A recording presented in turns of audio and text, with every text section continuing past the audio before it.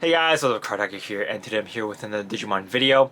Today we'll be doing a video on the Digimon X Digivice that's coming to North America very soon. So it is an English version of the Digimon X VPETs that came out in Japan a long time ago, but we never got it until now, which I am very excited about because if you guys know me, I am a huge Digimon fan, right? Or Gallantmon, whatever you want to call it. And Gallantmon X is in the Digimon X Digivice. So this will be a good opportunity for me to raise one up and have it be my best buddy. And yeah, obviously I'm very excited for this, and I'm very grateful for this opportunity to do so. If you watch the interview, I am a little bit awkward because I've never interviewed somebody on Zoom before. I haven't really done a lot of interviews in general, so hopefully this will be one of many opportunities for me to do so. But I hope you guys enjoy the video because I had a lot of fun making it. But yeah, this is Karataku, and I'll see you guys in a bit. Hi. Hi there.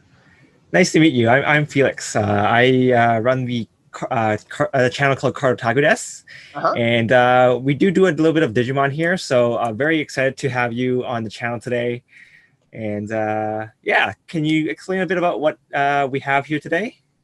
Sure. So we are looking at Digimon X, which is I guess the next evolution, literally and figuratively, of the original 20th anniversary of the Digimon device that we released some 20 years after the original release of the device, back in the 90s. So we released the 20th anniversary edition about a year and a half ago. And then just within the last couple of weeks, we've announced Digimon X, which is what we're talking about today. So what is a new feature in Digimon X that is that you like to highlight? Like something that you think is really amazing? Yeah, I think there's three things, right? So for your fans who are already familiar with Digimon, right? It's a virtual pet, right? And you start with one egg, right? And then you raise it, you train it, you get to fight it, right? And as a result of it, it evolves into different forms, right? And there's literally like hundreds of different combinations that you can do, and then you can battle not only with the like AI that's built into the device, but you can also battle with another device, right? There's two metal contacts at the top, you put them together, and you can fight that way. So in a nutshell, that's the 20th anniversary. What's new about Digimon X really has three main things. One, and my personal favorite, is the screen, which is normally just 8-bit sprites, right? You see the fighting going back and forth. With Digimon X, you see the facial expression of each Digimon that you're training when you're going to get a critical hit, right? Okay. So when it's going to do its super power move, you'll get a close-up of the Digimon's face. So you'll see like Agumon or Tyrannomon X, right? And it'll be like smiling, right? And it's a neat little addition that you normally wouldn't get. That's just a nice little surprise. So that's one. Two is the Xi battle system, right? So XAI, or the X antibody indicator, right? Okay. Which is part of the, I guess, the storyline of Digimon X. And also in Japanese, it means dice, right? So it's a random every day that you get different buffs, right? That help throughout the day. And then also it creates a little mini game, right? So let's say you roll a 6, right? And the top is 7. Then it is easier to get a critical hit because there's a little indicator that moves around, and you have to stop it at the right place. And if you stop it at the right place before your battle, then it's easier to win that battle, right? So it involves an element of unpredictability, which means that on any given day, just because you have a strong Digimon doesn't mean it's always going to do super well, right? So it's skill-based now, which never happened before, right? And then third is this quest mode, right? And in the quest mode, you fight different bosses in different areas, and as a result of it, you get additional hit points, or you'll get like a superfood, or you'll have things that'll help evolve your Digimon in ways that you weren't able to do in the 20th anniversary. And there's lots of other little things in there, but those are the three big ones that we're hearing are the most favorite among fans. All right. Recently, I just started to play with the VPETs myself again, so I'm very excited to get my hands on this product myself. Which of the Digimon are you looking for to raise the most in Digimon X? Well, I mean, that's tough because there's literally like hundreds of different combinations and iterations you have, right? So you'll start off with like a Gabumon, right? And then depending on how well you take care of it or how well you're battling, it branches off into different ways, right? And so you start off with like your basic egg and then your child one, and then you go all the way to like the perfect class of Digimon, right? And in the perfect class, you'll have like, you know, like Metal Wargreymon X, right? That's sort of like the ultimate that's out there. Right, right. It ain't easy, right? Because it is a virtual pet, which means you have to dedicate some time to it. So it's not like you can just sort of pick it up exactly and then just kind of see what happens. You have to plan it out, right? Right. But the cool thing though is there's a pause button, right? So if you're in a meeting or you got to go to work or doing whatever, you can like kind of stick it in the fridge, and there's like a little refrigerator that's in there, Okay, and then it stops everything, and you can take them out of the fridge and start over again. So Okay. Naming a favorite is hard. Tyrannomon X just looks kind of cool, right? All right. And so because of that, I kind of like to see what he does, but he's not like the most powerful out there. So it really depends on either what you think looks cool versus how much you actually follow the storyline of Digimon X, right? Which really is what this is about, right? So for your fans out there, if they're not super familiar, so in the Digimon X storyline, right, sort of like the architect of the digital world decided there's not enough hard drive space, right? So I'm going to eliminate 95% of all Digimon out there, right? And what happens is the ones that remain had this X antibody, which made them immune to this like computer virus to wipe everything away, hence the Digimon X, right? And so as a result of these things are immune, and they're battling and they're repopulating and trying to like sort of save the world in their own digital thing. So it ties directly into like even the storyline, the animation, right? In terms of the overall storyline. So it's neat to have that little reference in a device, right? That is, you know, I mean, let's be honest. It's not Call of Duty, right? These are 8-bit sprites. But they're fun. It's wireless, right? You can put it in your pocket and off you go. So, and for $20, it's a pretty good deal. I actually remember watching the Digimon X movie a long time ago when I was a kid, and I remember seeing Gallantmon X. I think it's in also one of these devices. So that's actually one of the ones I'm looking forward to raising the most. Yeah, I even think that if you go to like the Digimon Net and even the Bandai website, like we'll have posted like sort of here are the different evolutions depending on how well you make the mistake or the care mistakes or not. Right. In the right way, and even if you do everything right, you're not always guaranteed to get that ultimate form, right? Because it depends on a host of different things. You have to get it just right, which means there's a lot of replay value, which makes it kind of fun. All right. So what made you guys decide to release the Digimon X Digivices at this particular time? Because I know there has been a little bit of gap between this the English release and the Japanese release. So I'm kind of curious to find out, you know, what made you guys want to release this at this particular time? You know what? It's funny, right? And when I talk to folks, I like to sort of reveal what's kind of under the hood in terms of the thought process, right? So one thing is just like the device, and you can read plenty of websites out there in terms of like how to get this form or how to all these tutorials, like that's great. And I look at it myself because there's a lot of really cool ideas in there.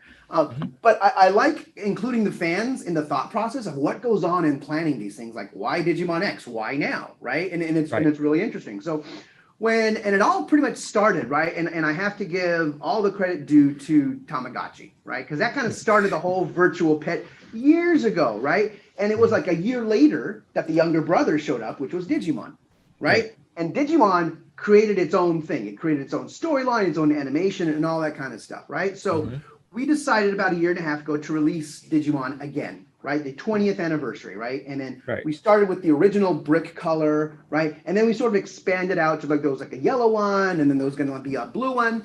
And then what we started figuring out is we want to get a lot of people interested in these devices to play it again for the very first time, right? To sort of coin the phrase.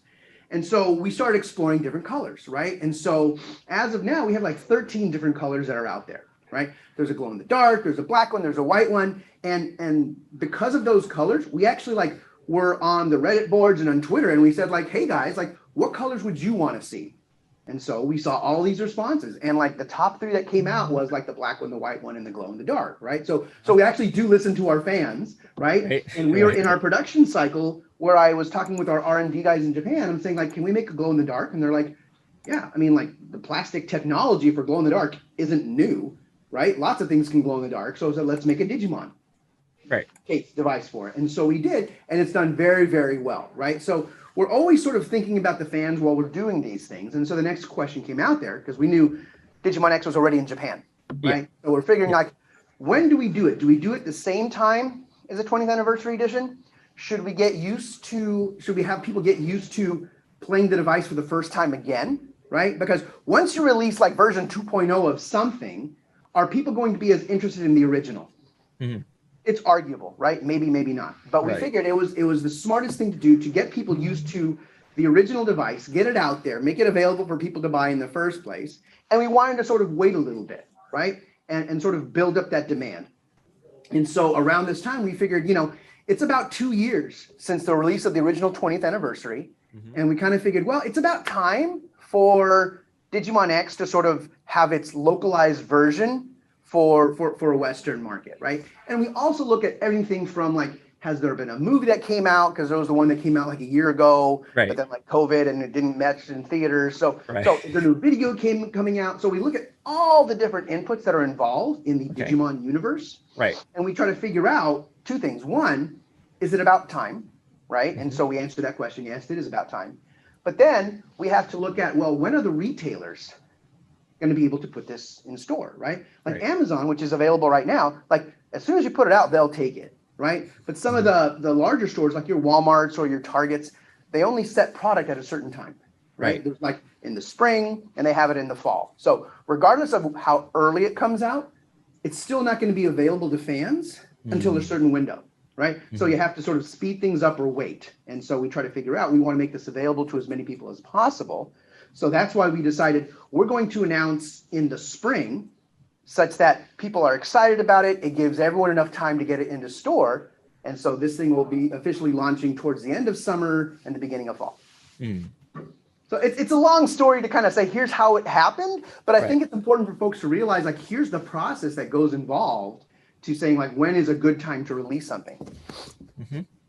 So I know in addition to the Digimon X line, there's also a Pendulum series in Japan right now.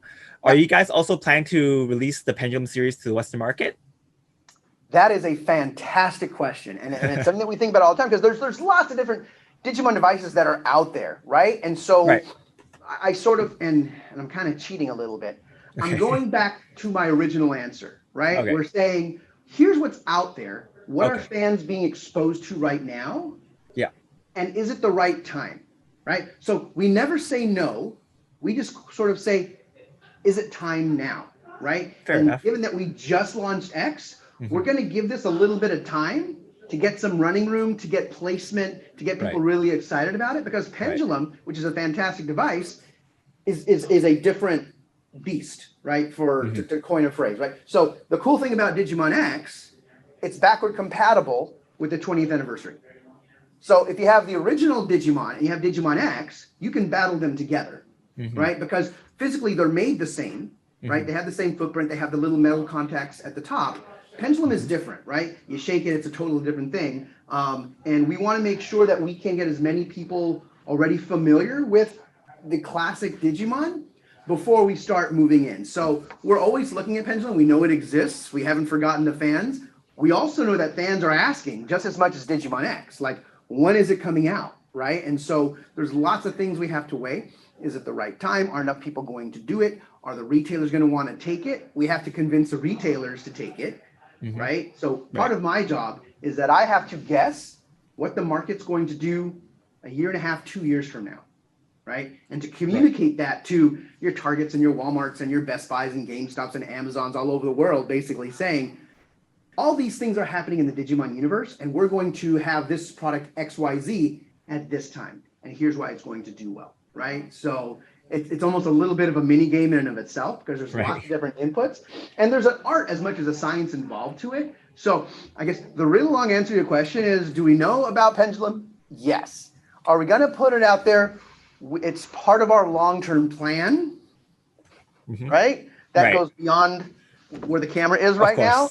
Digimon is a huge franchise, so that's totally exactly. It's you have to. We want to make a big runway because there's a lot of really cool things happening in the future for Digimon, and we want to make sure that we're making a solid foundation before we just start putting stuff out there. Because the danger is if you put everything out there the first time, people are going to miss some stuff, right? And we want to make sure that the fans have everything they want and that we can adjust, right? Like they might say, we want 18 more colors of Digimon X, right? Or they might say, just based off of sales, we like 5 different colors, or we don't need this extra color. So we want to be as nimble as possible, and that requires a little bit of time to see how things are working out.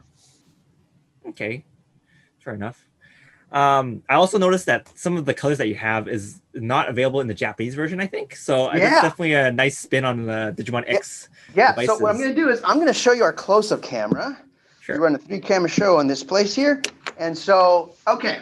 So first of all, right, like this is the one that everyone knows and loves, right? This is the black with the iconic X, and then this is my own personal one that I just took out of my pocket, right? This is the blue with the white, right? And it's like super, super cool.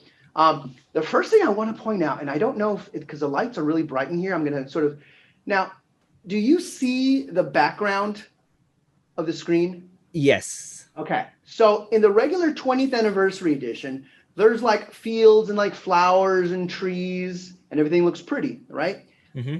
In the Digimon X, this little nature scene, it's like scorched. All the trees are burnt, right? There's sort of like destruction, which is basically in line with the Digimon X story, right? So it's a little tiny thing that we put in there that most people aren't going to get, but for fans, they'll be like, oh yeah, that's pretty cool, right? So back to your question. So this is the original versions, right, which are out here, but then we have 2 new ones, right? So we have this one right here, which is, my colleagues will say it's kind of like a really super cool, like teal with like a purple thing, which is like beautiful, kind of like mermaid colors, which I think is kind of awesome, right? So that one's there. And then we have this one over here.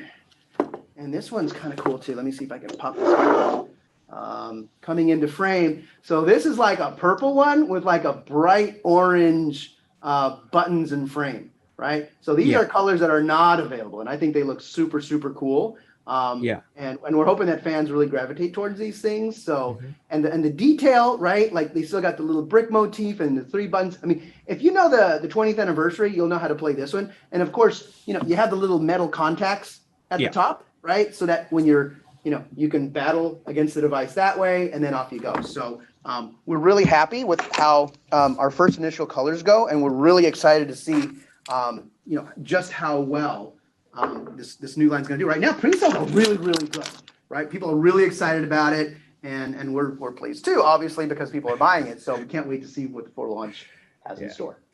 I'm also very, very excited to get my hands on one of these, especially the white and blue one. Yeah, it's pretty sweet. So it looks like there's been a resurgence in Digimon lately. And a lot of different Digimon media is being made. Is there a particular reason why Bandai is giving Digimon so much love again? Well, you know what? That's a tough question. It's like asking the question, why is an old property new again, right? Why are more people discovering stuff? And I have a theory about it, right? So one is because people over the last year have spent more time indoors, right?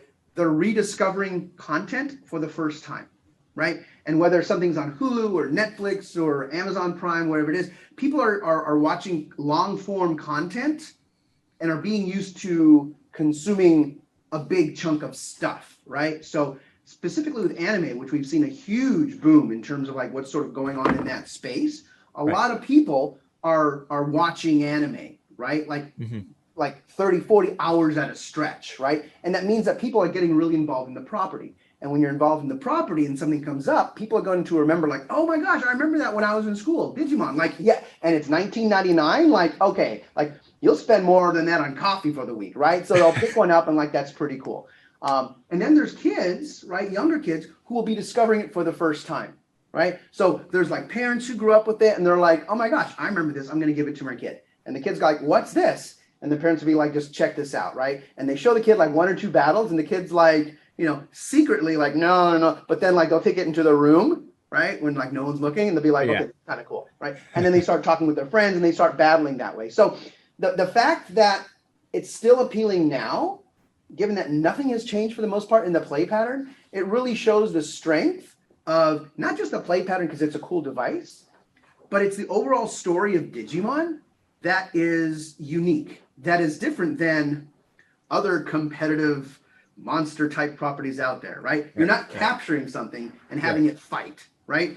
It's a partnership, right? Like that's what sets it apart. It's this deep, engaging story of these kids that are partnered with these monsters to help them out, and they follow them throughout adolescence into their adulthood. Like that's pretty deep, right? And but it's not pandering to kids, right? Like people who are watching this content, they're like, this is some serious stuff. There's like consequences to actions, and I think that treating your viewers with a level of like sophistication and respect for the story is what makes this so endearing and has really lasted the test of time.